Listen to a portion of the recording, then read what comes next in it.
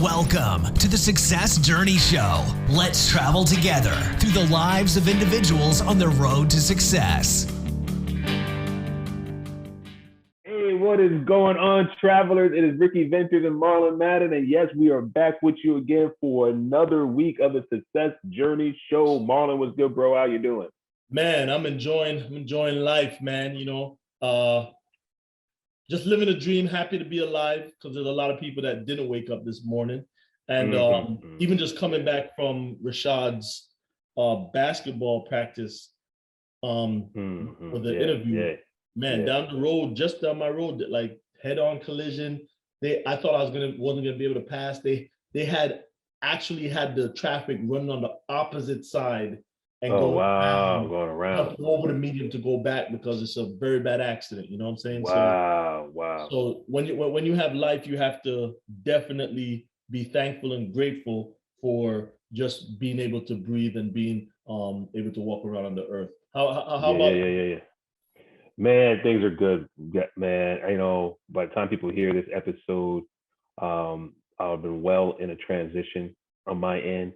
Yes. Man, it's a blessing and a testament to just staying focused on the journey, not getting discouraged. Well, actually, I'm not going to say not getting discouraged, because I think getting discouraged fueled me to do more things. Yes. Right. You know, getting discouraged at times and getting down at times gave me more creativity to branch out and push and be involved in things that I probably wouldn't have done if I was comfortable, right? So, you know, I take that back, not getting discouraged, but also the understanding now is just seeing it clearly now that, you know, it's all being present in this moment is so important, because this present moment is building on something that's amazing in the future. Yes, you sir. know, Yes, even if they don't look like it's going to do something well, or it's not giving you the immediate return on your investment or your time, that return is building up and is going to be ready to be released to you. And I'm completely living in that right now, man. I am happy, I'm excited, and just ready. You know, I can't talk too much about it, because I don't know exactly when this episode is going to release based off of the time.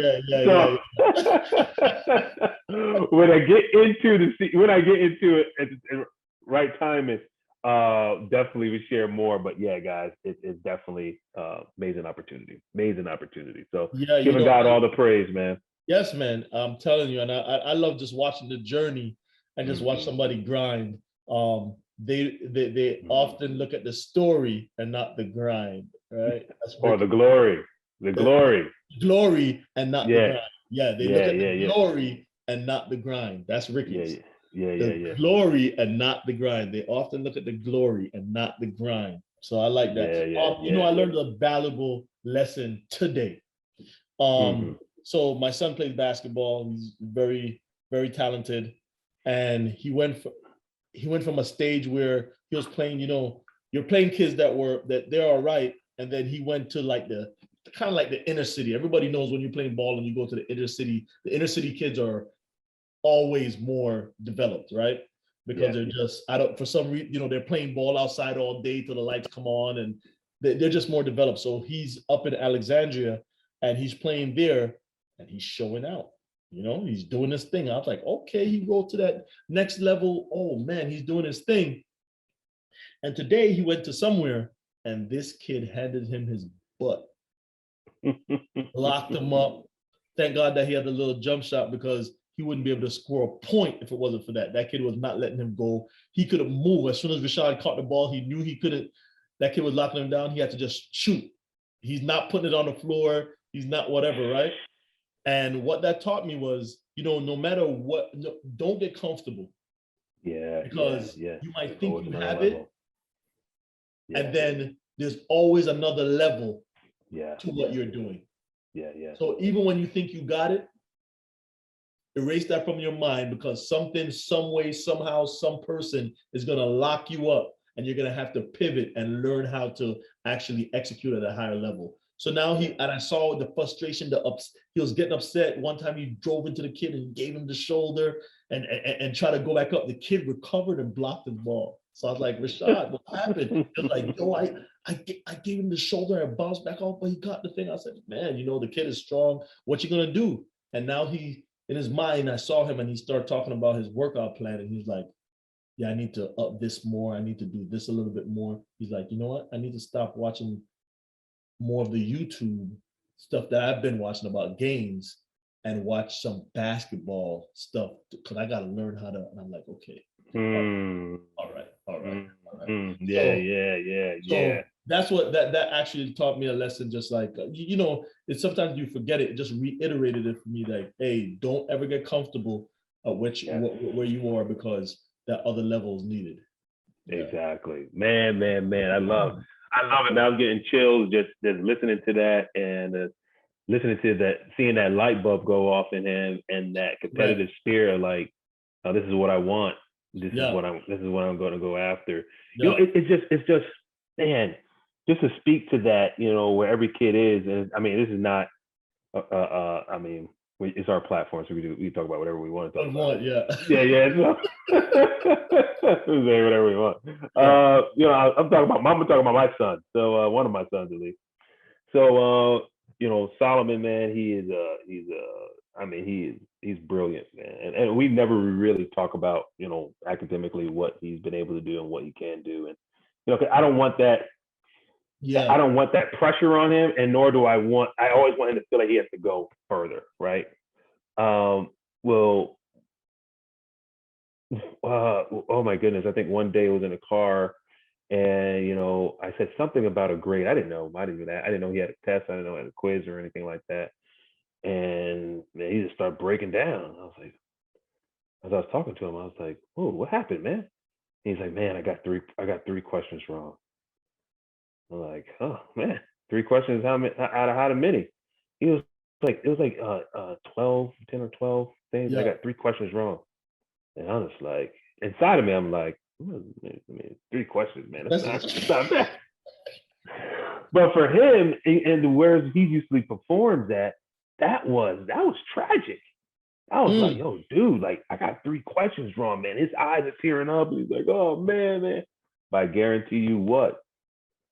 On every single assignment and every single test since then, he's like 100, 97, boom, 92, boom. And it's like that. He's like, that's who I am. That's what I do. So I say that, not to share a story of but more so to show how you see where their competitive nature is as to, what they love. Like, this is what I love. This is who I am. This is what I want to do.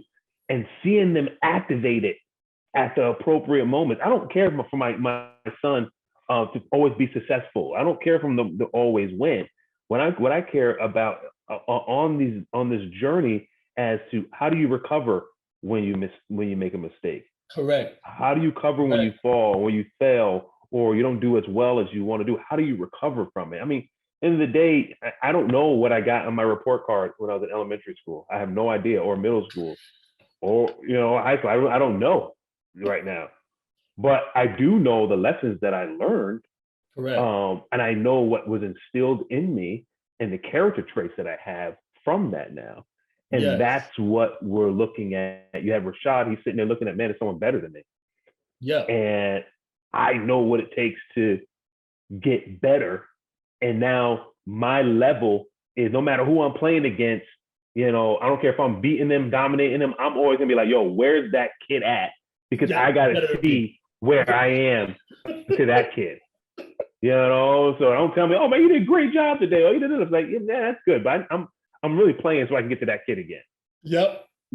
So yeah, dude. I mean, I love it. I love it, man. That means they're learning, they're seeing, they're watching us, and and they're going to be good for it. So, but yeah, like Travelers, man, we're so glad. We went on a little tangent today, but we're so glad that you guys are with us again for another week. Marlon was just share with some of our new listeners where they can find our podcast, and we're going to jump right into it. Yeah. Hey, listen, the successjourneyshow.com is our hub. You have everything, all information there. We go on there, it's going to look a little different. We're rebranding in the sense of changing up some schemes and stuff like that. Not the name, not anything like that, not the logo, but what we're doing is we're rebranding, brightening up that site a little bit more. If you go onto Instagram or Facebook, it's Success Journey Show. If you go onto Twitter, it's Success_Show. TikTok, we're on TikTok. TikTok, we're the Success Journey Show or Success Journey Show. We're on there. Any podcast platform that you can find, we're on there. Just go ahead and type in the Success Journey Show. You see some mountains and go ahead and listen to that thing. YouTube, Success Journey Show. So we're keeping it easy for you guys. If you're looking for us, we're there. You can find us. And Ricky and I picture on some of the things. So you'll definitely see our mug. Yes, sir. Yes, sir. Well, guys, man, we're going to jump right into it with our guests. You know, it's going to be a great time. Trust me, it's going to be a great time.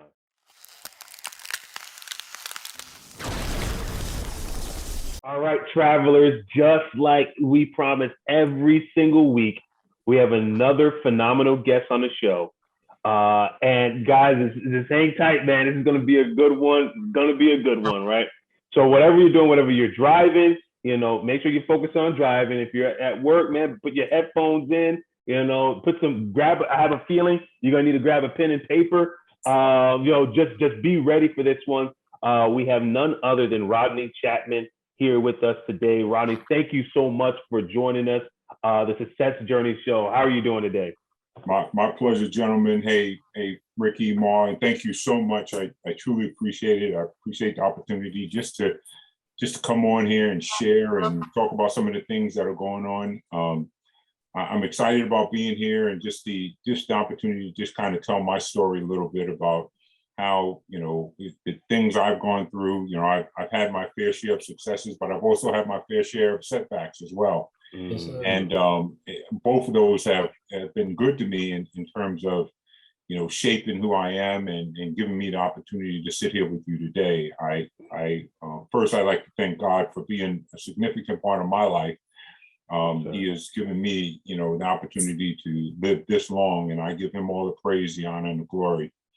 Amen. You know, and I just want to be able to articulate the one thing. If you don't remember anything else I tell you today, is nothing is impossible when your faith is firmly grounded in him, and you believe in yourself, and you take the opportunity to, you know, when things come in your way, that you don't see them as roadblocks, you see them as opportunities to continue to move forward. So if it gets in front of you, you move it. If you can't move it, you go around it. Can't go around it, you go over it. If you can't go over it, you dig underneath. Yes, sir. You know, whatever it takes to get to that other end, to meet the objective for your life, you know, don't let anybody or anything limit that for you. And that's a podcast, everybody. We'll see you next week. I told you it was gonna be a good one. I told you. That was just the introduction. Man, Rodney, that was deep. Like, take our travelers to the beginning, man. As far back as you want to go to where it started on your journey. And you said you were in the military. Yeah. Share, like, what made you go into that direction, and what has inspired you? I've had a number of epiphany moments in my life, and I think the first epiphany moment I had is I lost my mother when I was 9 years old. In New York. She was killed in a car accident, and I was 9 years old. My younger brother was 5, and my older brother was 11. And we grew up in an environment that, you know, wasn't conducive to one of those environments where you say, you know, hey, you have the family unit and bring everybody. We were splintered, and it eventually got to the point where we had to figure, you had to figure out your own way. I love my father. He was absolutely awesome. But think about a father trying to bring up 3 sons, right? 3 young sons, especially when, you know, my mother was, you know, the catalyst of the home and things like that. So he's trying to work and trying to bring up 3 sons. We trying to go to school and things like that. So that was my first epiphany moment. You know, and had to figure out very quickly, what do you want to do with your life? you didn't get the opportunity to say, well, I'm going to go to junior high school, I'm going to go to prom. I'm thinking in my mind, I need to figure out what I need to do to sustain, and maintain yourself. So growing up became a quick endeavor. Yes. From 10 to about 18. Going through ups and downs, dealing with, things in my household that was, alcohol and a variety of other things that were going on. Just things that we normally as African Americans wind up saying, well, whatever happens in this house stays in this house. Things we hear on a routine basis. We had both great times in my home, but we had some very challenging times in my home at the same time. But those are the things that kind of say, well, okay, you could either turn to the left and do something that's counterproductive and wind up putting yourself in a place that ultimately you might lose your life, or you can figure out something else you want to do to help you pivot to do something positive. So just out of a whim, I decided, I went up to the recruiting office and decided I wanted to go in the military. So, when you first walked in, it was funny. I looked on the left in the Army. I didn't want to go there. And Marlon, nothing against you, but you got to have a serious mentality to be in the Marine Corps. I actually loved it, but I didn't have that mentality, so I stayed away from that. I'll be honest. The Air Force was a little bit different to me, so I decided I go in the Navy, and with only the intent that I intended only to go in for about 3 years. But then 21 years later, I went in. I served on submarines for about 11 years. Then went to surface ships. God has been so good to me because when I entered, I had a high school diploma. By the time I left, I had my master's degree. Yes, sir. And I kept working at it and just, doing, I had setbacks where, things aren't going right. And then you take a step back, you take a step forward. I was fortunate and blessed. And I thank God I had enough mentors around me. I had, great men like you both who were around me, just kind of grabbing me by my collar and saying, hey, look, get your act together. Your direction is that way. And let's go that way. And I thank God because, he also, when I wasn't looking after myself, he was taking care of me. He was moving me in a direction that allowed me the opportunity to be successful. I never hurt, harmed, or killed anybody. And I thank God for that. But certainly it was a epiphany moment, my second epiphany moment in my life that just made me, just kind of move in that direction that I learned real quickly that I can do whatever I wanted to do if I put my mind to it, if I stay committed to it, if I just dug in and did really well. So I had good days, I had not so good days, but I had more good days than I had bad days. Yes, I can say that right now. I had more good days than I had bad days, but both of those days I had to have, because imagine if everything is always good, right? I wouldn't be battle tested or be able to exercise my spiritual muscles if everything was always good. So I had to get mentally tough at times. I had, physically tough. I had to do all these things that allowed me to move in the right direction, but most of all, take care of myself. I've been fortunate enough that, I got commissioned as an officer in the United States Navy, and went through the Officer Candidate School program that helped. Just kind of continue to shape me. Then my next epiphany moment was my wife, my family, and my wife. I've always, and I laugh with her a little bit. I always say, my life is balanced if I can go to work and have a great job that's challenging, and have a great life at home. And that's when you get balanced, because at home I just come home and you're at home. You just be you. You can let your hair down, no pun intended, Marlon. We use the same barber. No. But you get to let your hair down, and you get to you I know what you mean. Yeah, the vulnerable you. Yeah, that was the reverse joke right there. Yeah. You get to be the reverse, you get to be the vulnerable you and just kind of let yourself down. So Sheila has been my rock. Sheila has been my my support function. She's been my backbone. When I've had to cry, she was there. When I hurt, she was there. Yeah. When I laughed, she was there. And that's the fabric of kind of bringing home, the place you come to from a support function, and you got to have that balance. I then went on to work on my doctorate degree, and I earned that in 2009. Trying to going to work full time with the federal government, teaching class in college, and then come home and then spend 5 hours working on dissertation work and stuff like that. Man. So I did that for about 5 years. Finished that up in 2009, thank God. But I wasn't done yet. I just wasn't done. I knew there's more to learn and there's more to gain. If you're going to make an impact in this world, you have to position yourself in a place that allows you to not only understand what's going on, but how do you best reach back and help somebody else come forward? You see what I'm saying? So my passion has always been for adult literacy, and I spend a lot that if you can't read, gents, I want you to think about this. If you can't read, it's hard to function in this world. Correct. And it's not one of these things that people step up and say, "Hey, look, I don't read." It's you got to get people comfortable with the fact that you need to learn how to read, and I'm going to help you get there. And then, as a result of that, your life's going to become a lot better. As a result of that, your intellectual brilliance is going to come up. Your ability to bring in new information and assimilate it and then make it useful to yourself.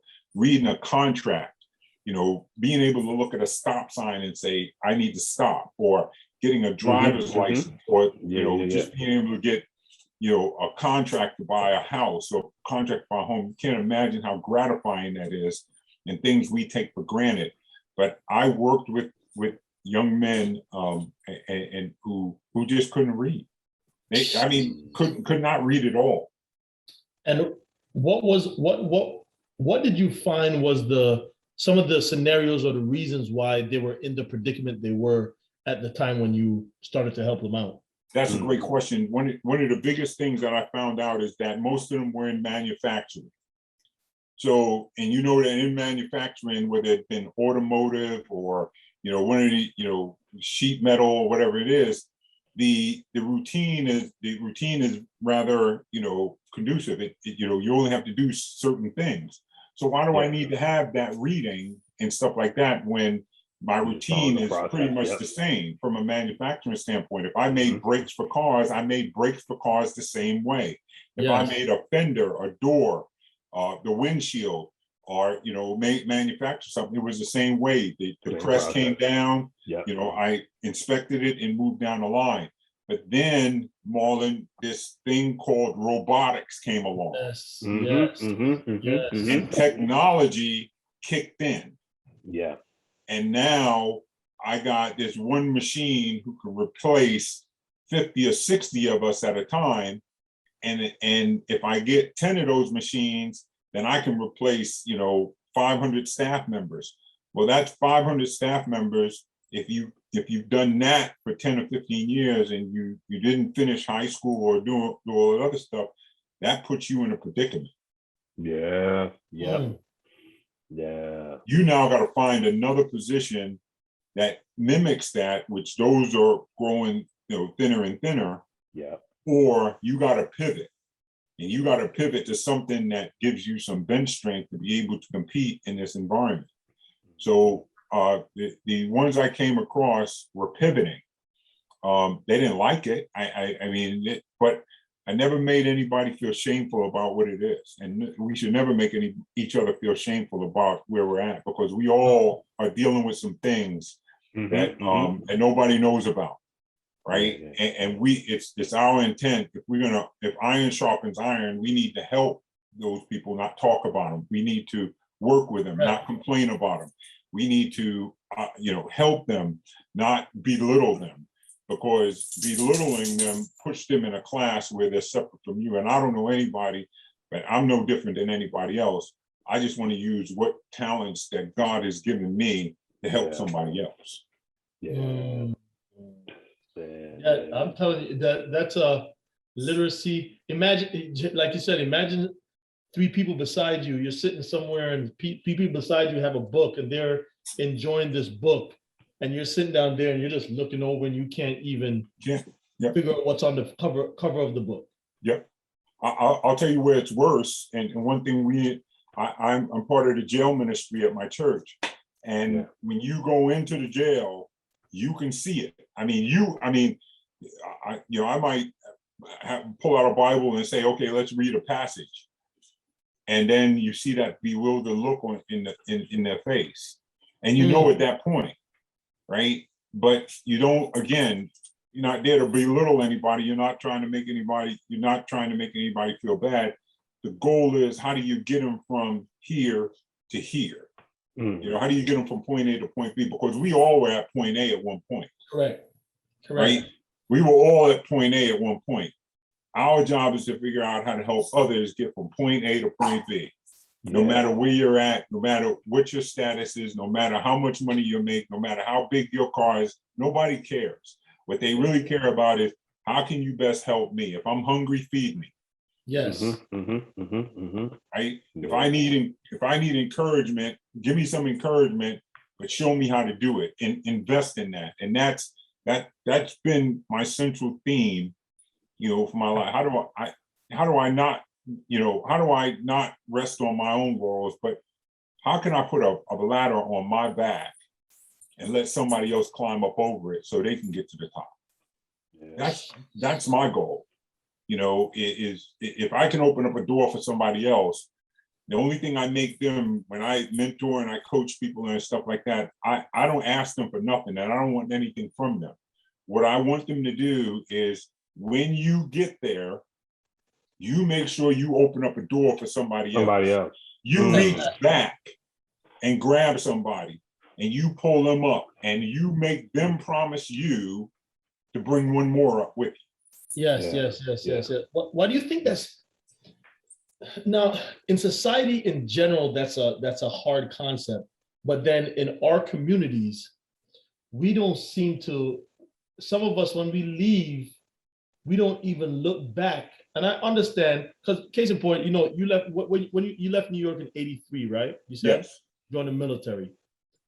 When you left New York, it's coming in, hip hop is just being birthed a little bit, right? You have the crack epidemic is not fully in there, but I could think that helped you to stay in the military, because by 86, 87, New York City is a different New York City. Harlem is already ran down. It's not a renaissance no more. Crack is into our neighborhoods.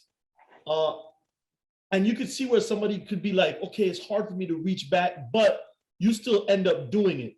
What are some of these, what do you think is hindering our community from just saying, let's reach back and help somebody up and out?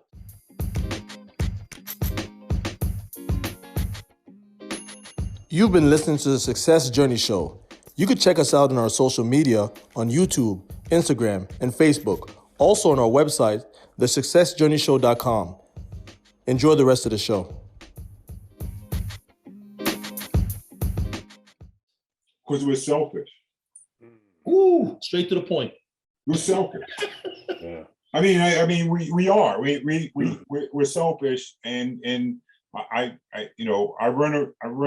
come across great men like you both, but I also run across the others who said, well, I made it. I'm a self-made millionaire. I'm self-made this, I'm self-made that. And if you want to get it on your own. Well, somebody was praying for that person just like they was praying for me, just like they're praying for you both. You see what I'm saying?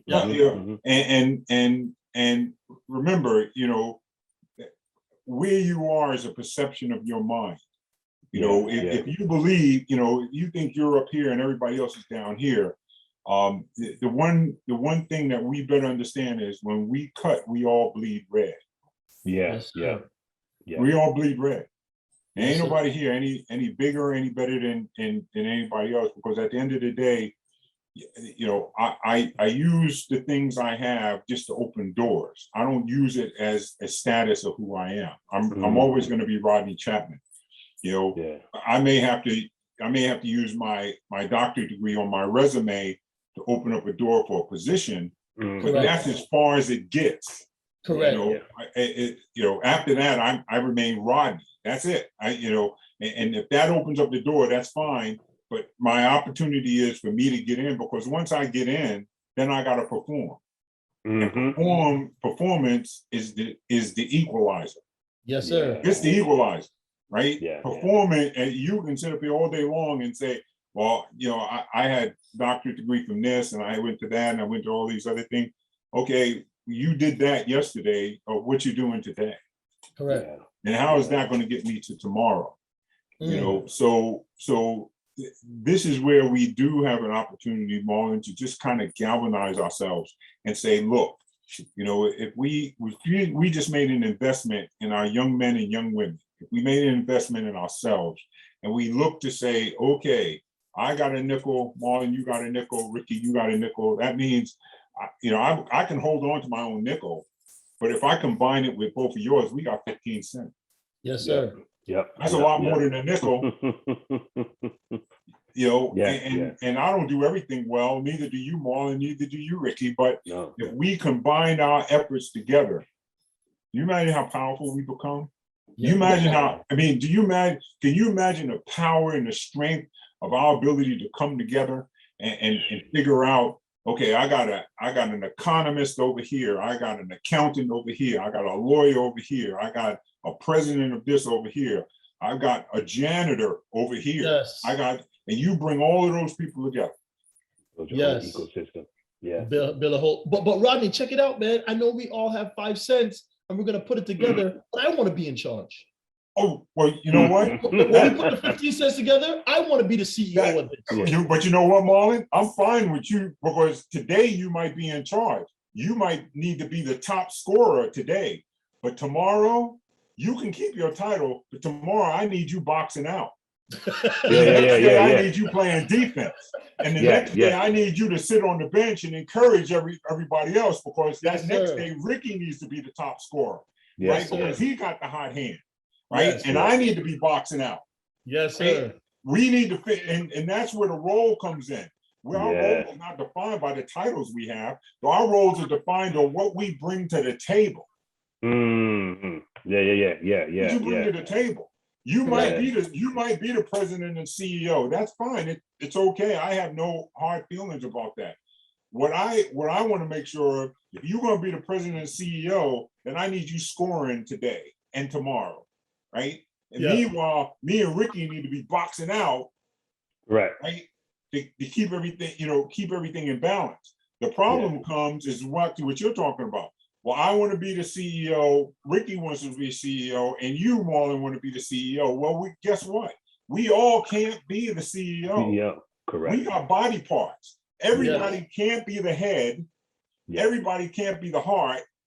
Some people got to be the arms, some people got to be the eyes, some got to be the ears, somebody got to be the foot, somebody got to do that. And if you look at it, history tells us that the best, organized teams figure out very, very quickly what their role is, and they maximize that. Yes, sir. Yes, sir. Yes, sir. Yeah. They maximize that, right? Ain't that what we taught in the military? We're taught, sir. Hey, whatever your strength is, we want you to maximize that. Yes. Yeah. That's what we want you to maximize. Because if you can't claim to be a quarterback and you're really a lineman. Yeah. Because isn't that going to show up? That's going to show up quickly. Yes, it is. Right. But sometimes ego let these guys. Sometimes ego let them. It's so hard. He'll be trying to throw a duck every Sunday. Yeah, I mean, if you're a lineman, be the best lineman you can. If you're a tight end, be the best tight end. Look, I have no business. I have no problem cleaning my bathrooms here at my house or anywhere else. Yeah. But I'm going to do the best job I can because that's contributing to the success of the organization. Yes. Well, if I'm working for you, I need to understand what my role is in that organization. And everybody down to the bottom part of that organization is contributing to the success. Correct. They are.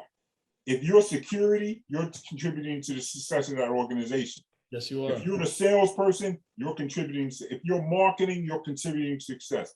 If you're HR, you're contributing success. The problem is you've got people who want to move out of what their success role is or what they're contributing, and they want to do something else. Yep. That's when things go left. Yeah.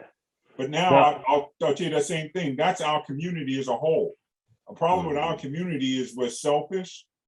We covet things that we probably shouldn't have. How did they get that? How did they do this? Yeah. Stop. Right? Gossiping is not going to get us anywhere. Tearing each other down is not going to get us anywhere. The uplifting of each and every person in God's kingdom is going to allow us the opportunity to grow together. We just have to figure it out. We have to make investments in our young men. We have to make investments in our young women. We have to educate them. We have to train them. We have to bring them up right. But in order to do that, we got to act right ourselves. We got to act right ourselves. It doesn't start with them. How many people have you heard pointing the finger at the kids saying, oh, they got problems and this generation don't do this and that? Well, that generation is a byproduct of us. Correct. Yes. Mm-hmm. So hold up that mirror and start there. Yes, sir. Fix those issues. I need to fix my own. I can't point at you, Ma. I can't point at you, Ricky, unless I fix my own issues. And I have plenty of them. Yeah. I got to fix mine. Yeah. Right. And once I come to grips with mine, then I can set an example for somebody else. Yeah, man. But we spend too much time deflecting, saying, oh, that's their problem. That, I don't do that. And then you got to love the one where they put degrees of it on it. Well, I did something bad, but they did hurt worse. Somebody. Yeah. They hurt somebody worse than I did. Yeah. I just broke one leg. They broke two. I stole one thing. They took Fort Knox. Yeah. You know what I'm saying? So let's really take the opportunity. The only reason why I've been able to succeed in God's world and what it is, because I had to take a look at myself. Yeah, this time I took a look at myself and I did not like what I saw. I didn't. Didn't. Yeah. I know.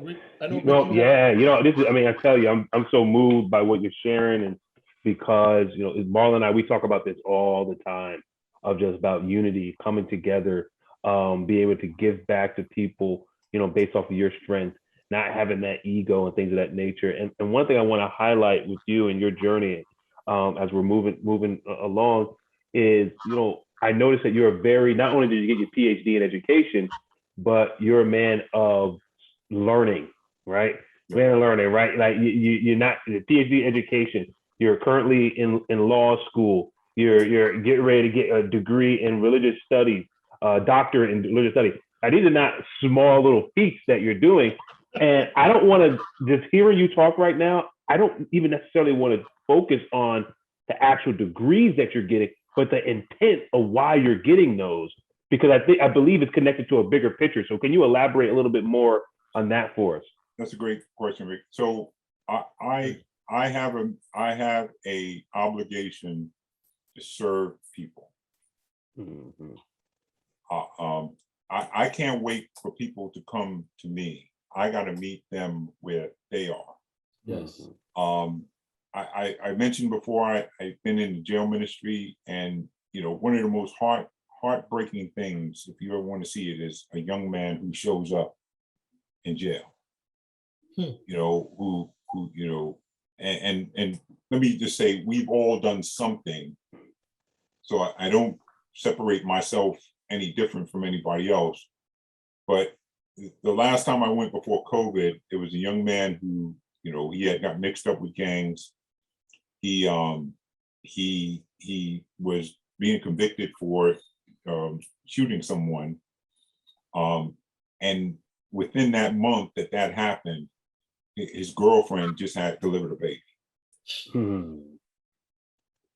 And I was leaving the prison, and the guards asked, could I meet with one more young man? And he just wanted someone to talk to, and I said, I absolutely will. So for about 30 minutes, we just kind of sat there and we talked about him and his faith, his upbringing, his family, and then what's next. The same question you asked me, Ricky, what's next? Okay, that's done. There's nothing you're gonna be able to do about that. That milk is spilled. Now, how do we move you from here to something that's more viable? Not only take care of your family, but most of all, take care of yourself, because you got to take care of yourself first. So my calling with all of these things that I'm working on is just to get access to places and to people who are underserved, who need help. Yes, sir. Right. I've been fortunate. I've been blessed. I've been in law school now. This is my first year. And just, how do you learn the things that help you defend and help those who really need help? Right. So I'm looking for, to do a whole lot of pro bono work, because I'm going to tell you, one of the things that I found out, and this is kind of odd, that there's a large majority of individuals of color and stuff in the Washington, D.C. area who don't have proper representation. Correct. Correct. And if that's in D.C., where you can throw a rock and hit a lawyer, imagine what it's like in some of these other areas. So I want to get access to people. It gives me the opportunity to help them, and give them good guidance and structure, and kind of help them solve some of the most challenging life problems that they have. From my ministry standpoint, look, if you haven't noticed, my faith is firmly planted. I'm a God-fearing man, and I believe that. We have a playbook. It's called the Bible, and I take that seriously. I take what God has told us very seriously. But one thing that God has done for us is He expects us to work with His people and help them when it needs to be done, not take away from them. If I come to you and tell you I'm hungry, and I tell that person, well, God bless you and your prayers on you. Well, I didn't solve your hunger. I was just talking, my cousin the pastor, and I was just talking about that today. I didn't solve your hunger. I need to help solve the hunger. And every single one of us are dealing with things.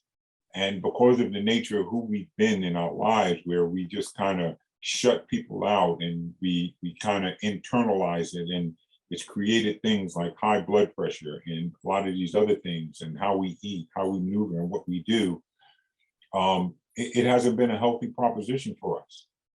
So if I can do my small part, to influence a young man, young lady, somebody who's fearful, somebody who thinks that they can't, and I can minister them and tell them, hey, God loves you, so do I.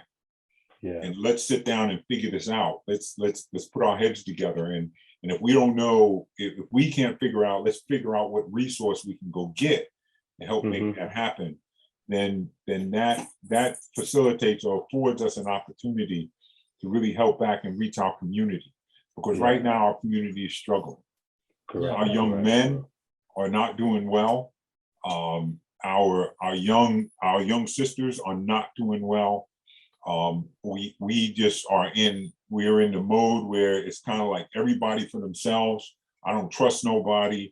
all of these other things. But we have to pivot. Yeah. We have to have an audible somewhere. Yeah. And that audible has got to be for people who want to go out and help and not expect anything in return. Yes. Not expect anything in return. We got to pivot. The Philadelphia Eagles called an audible against the New England Patriots in the Super Bowl a couple of years ago. Yes. Right. And that won them, that in essence won them the game. And that was a monumental moment. If you don't remember anything else about that Super Bowl, you remember that. The audible. We need one of those in our community. We need one of those. We need a lot less talk and a lot more walk. We need a lot less, well, I'm going to promise you something. We need a lot more. I'm going to give you something. Yeah. Right? And the reason why I continue to educate myself and the thirst for these things is if I can get in and understand, I don't make the rules of the game. I just have to figure out how the game is played so I can help somebody else when it comes along. Yeah. Right. That's what this is all about. Is you're not going for yourself, right? You're going because you're building some capacity to open up some doors to help others come through those doors. So I like that. Yeah. I got to say one thing on that. So, I love what you're saying. And one thing that's kind of resonating with me, and I know there's a traveler, there's a listener out there that's saying, hey, I want to be able to go out and do some of these things. I want to be able to do it. I heard you say different things like pro bono, provide pro bono services, do things, not expect things back. But can you talk about that element that you're kind of alluding to, but you're not hitting directly, of preparing yourself to be able to be in position to do things for pro bono, preparing yourself to do things so that you don't have to say, hey, you're going to pay me $10,000 for this program or $15,000. That's the key. That's the golden number right now. $15,000 for this program. Everyone's charging stuff. How do you prepare yourself on your journey in order to be in position to give in that way? Well, I thank God I've been fortunate enough to have, some really, after I left the military, some really, nice paying environments. I managed my budget in my home very, very carefully, things like that, no overindulgence in credit cards. I love owning the titles to my cars, those type of things. So you keep your liquidity very high and you keep your debt low, which is your debt to income ratio. So you manage your finances. So when I retired, I literally worked for a few years just to kind of manage and get myself right. So I just thank God I got a little bit of money in the bank. I got a home, I got a great wife and home and all those other things. But it's all about managing your resources, right? It's how do you manage your home? How do you do those things? There is nothing more empowering than managing your finances, having a high FICO score, and doing all of those things that allow you the opportunity that if I had to leave and go somewhere tomorrow and do something, I can do it, and I don't have to charge. I don't have to apply to a credit card and all that. I've got the resources to be able to do it, but it takes work, it takes discipline, and it takes things to get there. The second part about it is don't accept no. Don't accept no. And I mean that literally, because we're too quick when somebody says, well, you can't do that. Oh, okay. No. And the person that's telling you can't do that don't have the yes or no to give you. There it is. That's absolutely correct. Don't accept no. I've not been denied anything I've ever wanted to do in my life. I've not been denied. And if I have been denied, I'm glad I was, because I probably didn't belong there anyway. Yeah. You see what I'm saying? Right? So I've had positions where I was paid very, very well, but the environment was horrible. And I've had positions where maybe I was paid on average, but the environment was great, but I had a little bit of both. But this is all part of taking care of yourself. How do you get to that point? you start with you. What do you look like? What do your finances look like? What are those type things? Because if you can manage those and take care of that, then that frees you up to be able to do all of the other stuff that you want to do, right? Yeah. So it gives me an opportunity to, help and contribute to the success of my church. It helps me, the success of my family, and then gives me an opportunity to go through things like law school, right? And get in there and really work with an objective at the end of that, with a real objective. And it's not about me. Yeah.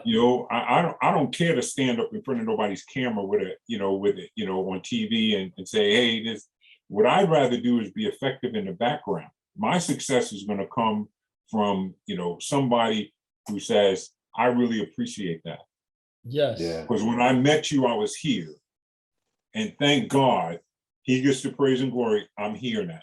Yes. So that gives you the opportunity to just kind of move the dynamics and help people move. And there's nothing more gratifying in life than to see somebody who said, where the light bulb comes on and say, I really appreciate that you helped me out and helped me do it. But to your point, Ricky, you got to prepare yourself. You can't just go in and say, well, I'm going to go do this. So it takes a little bit of time, but it can be done. And don't let anybody tell you, no, I'm being straight up honest. I'm in my first year of law school and I'm 56 years old. 56 years old. Right? First year. Yeah. Because it's going for a purpose. Yeah. You got to have a purpose. Yes. And if you don't have a purpose, then, you'll fall for anything. Yeah. Right? Yeah. Know the truth, know your purpose, but most of all, know yourself. I know what I'm good at, and I know what I'm not so good at. Yes. Right? And that's why I got a great wife to help me with the not so good stuff. That's why I got a great God to help me with the stuff I'm not so good at. That's why I got friends and everybody around me that tell me what I'm not so good at. Yeah. But you can't isolate yourself and pretend and put this in front of people that everything is all good, in the neighborhood, and I got it going on and all of that stuff. Nope. Because trust me, if you go out and tell people you're a quarterback and you're really a lineman, it's going to show up quick. Yes, it They're is. They're gonna find out. It's going to show up. Yeah. It's going to show up. So it's preparation, it's commitment. It's not taking no for an answer from anybody. It's being led by God spiritually and allow you the opportunity to move in the direction that he would have you to go in. And then taking the opportunity just to look at yourself and say, okay, I moved here. What's my next step? Yeah. Value ourselves, right? We got kings and queens in our community. Yes, but we don't even know it. We don't even know it. We don't even know it. We are kings and queens.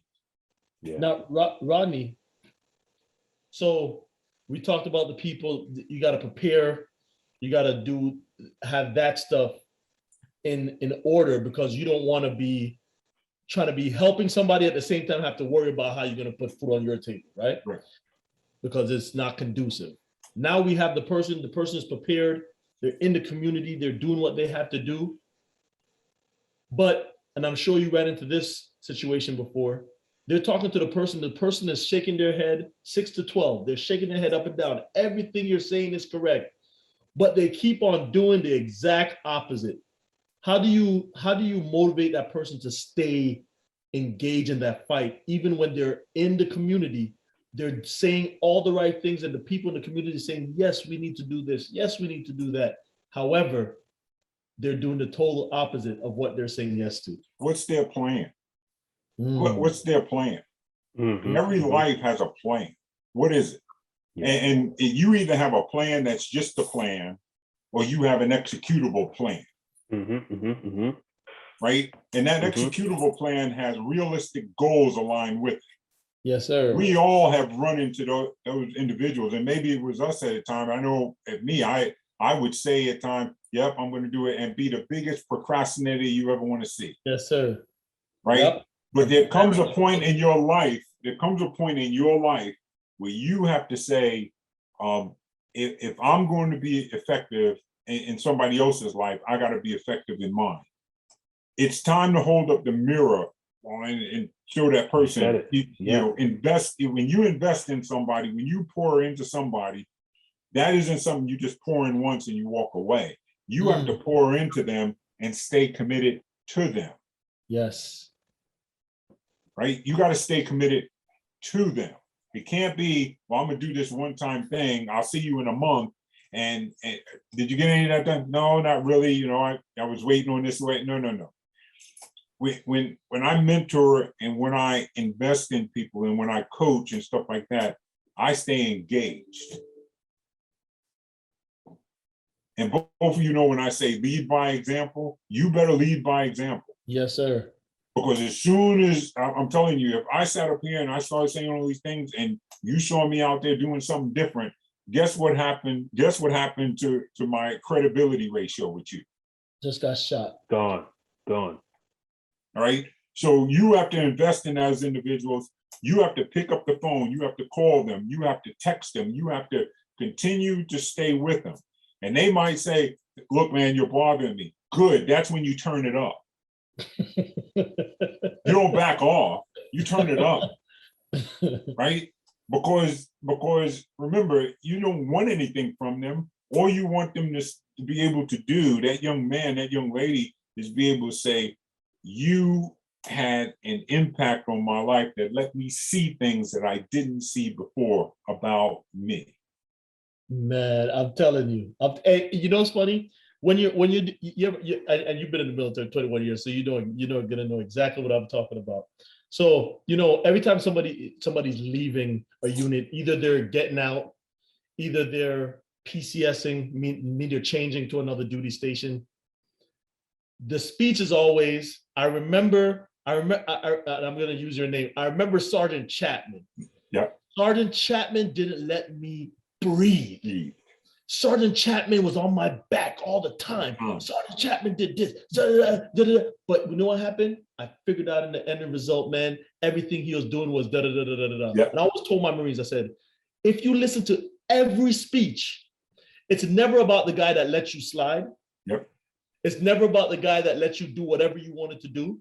It was always about that guy that was on your back that turned it up when you said you're bothering me. Yeah. And that's what that's what we want, because we had that.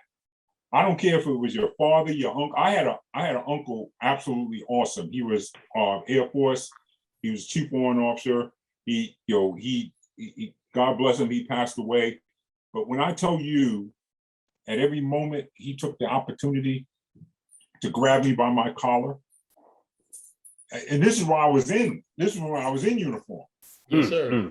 Yes, sir. Said, okay, this is the direction we're going to go. This is what we're going to do. And some of those were the questions where he helped me kind of figure it out on my own. But then some of those were, no, we're not doing that.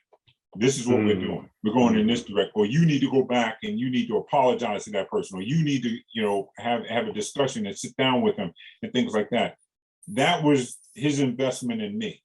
So I truly believe and still believe that my calling is to have an investment in somebody else. I don't care who it is. I'm not choosing. I'm an equal opportunity person. I just want to see somebody, climb. And I laugh with them because when they say, hey, would you mind mentoring? I said, no, I have no problem with that. But there's two things we got to remember.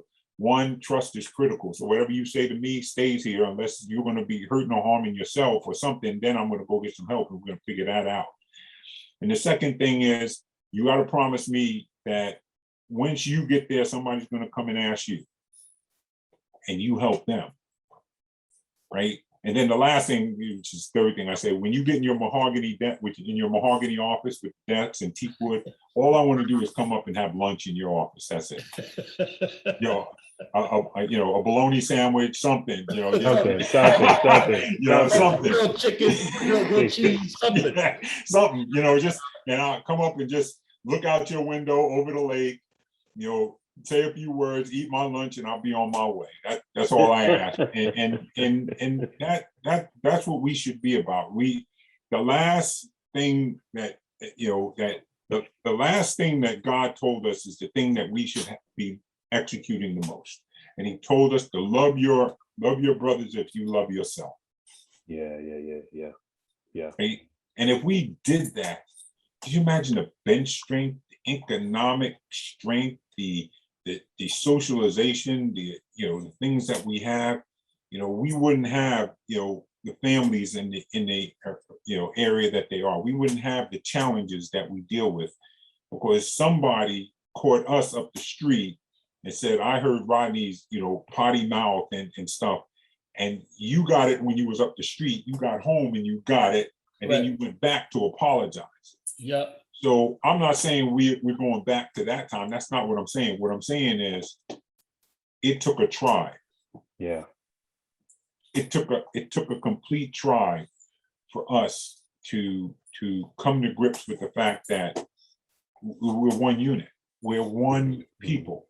We're one ability. We all bleed the same. We all have an opportunity to grow.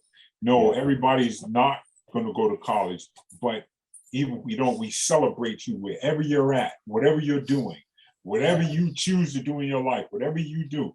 We don't belittle anybody. I don't look down at one person because I got this and you got that, or all these other things, because that's fake. Right? The doctorate degree I earned doesn't make me. That's not who I am. Yeah, that's a symbol to get me in the door. Correct. Who I am is Rodney Chapman, God-fearing man, family man, loves to help people, engage, loves his community, loves his people dearly. That's who I am. Right? I got my doctorate degree growing up in New York. And now I've got to give it back. And I feel committed to that. I feel that that's an obligation that I have, because too many times, we get the money with the status and we forget about who we were. I'm the one who, could still eat a hot dog. I'm the one who don't mind putting together a jam sandwich. Jam together. Last night, make a wish sandwich. And you can't forget where you came from, because you'll never get where you're going. You'll never understand that. So humility, humbleness, all these other things, if you're running up to people with your status, then you're hiding behind something that's not real. But if you're running up to people and say, hey, look, Marlon, Ricky, I'm Rodney, let's sit down and have fun. Somewhere it might come up, but that shouldn't change our conversation. What it should do is give us an opportunity to share and build on each other. Yeah. Ricky, you got a perspective. Marlon, you got a perspective. I got a perspective. Mine ain't right. Marlon, yours ain't right. And Ricky, yours ain't right. But the difference is, some of us get together and we start arguing about it. See, I want to have the conversation where I can learn from you. Yes. Yeah. Right? Because if I can steal an egg from you, Ricky, and I can steal an egg from you, Marlon, then I got 2 more eggs than I currently have. Then I get to have a better understanding of, I never saw it that way. I didn't understand it that way, but Marlon's got it. Ricky's got that. That's different than saying, oh man, you wrong. You don't know what you're talking about, blah, blah, blah. Right. Look, that's self-defeating. Yeah. Self-energizing or cooperative education means we respect each other's position where they are. If you're a Republican and I'm a Democrat, okay, great. We got something to learn from each other. But if we're battling with each other, I can't learn anything from you. Yes, Correct. sir. Yes, sir. Correct. Nothing. Correct.